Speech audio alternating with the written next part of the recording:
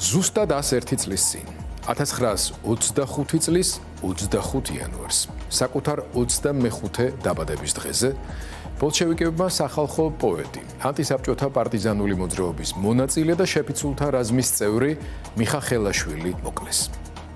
ამ თარიღში თითქოს მთელი ჩვენი ისტორიის ერთ-ერთი ყველაზე მწარე კანონზომიერებაა ჩაბუდებული. საქართველოს ხშირად სწორედ მაშინ კარგავს თავის ყველაზე ნათელ ხმას, როცა ის სრულად იწყებს ჟღერადობას. წარმოდგენაც კირთულია 25 წლის იყო. მიხა ხელაშვილი მხოლოდ პოეტი არ იყო. ის იყო ადამიანი, რომელმაც სიტყვას პასუხისმგებლობა დააკისრა და პასუხისმგებლობას მოქმედების სიმძიმე. მისი პოეზია უბრალოდ ლირიკა არ არის. შინაგანი ფიცია. ხალხური მეტყოლებით ნათქვამი დიდი პოლიტიკური აზრი. რას ნიშნავს, როცა ქვეყანას ეუბნები, არ დავიხევ. მიუხედავად იმისა, რომ გეუბნებიან, გონივრულად მოიქეცი, მოითმინე, შეეგუე.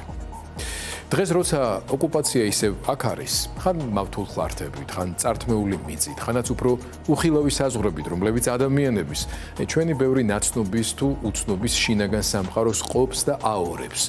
მიხა ხელაშვილის ხმა უცნაურად ახლოს მოდის. იმიტომ კი არა, რომ დრო დაბრუნდა. იმიტომ რომ კვლავ იგივე გამოცდა გვიდგას.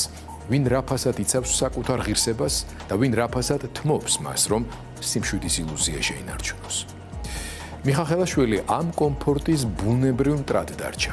მისთვის სამშობლო მხოლოდ გეოგრაფია არ იყო. სამშობლო იყო ღირსება, მეხსიერება და ერთმანეთის მიმართ ვალი.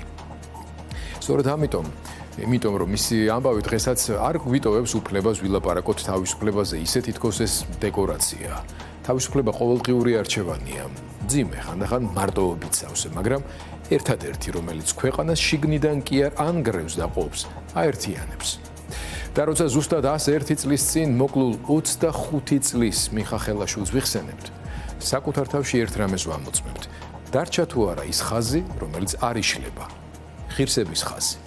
და თუ დარჩა, მაშინ მისი სიტყვა მხოლოდ წარსული აღარ არის, ის დღევანდელობის აზომია. ჩვენ წაქცეული უფლება უკვდავად აღვადგინოთა.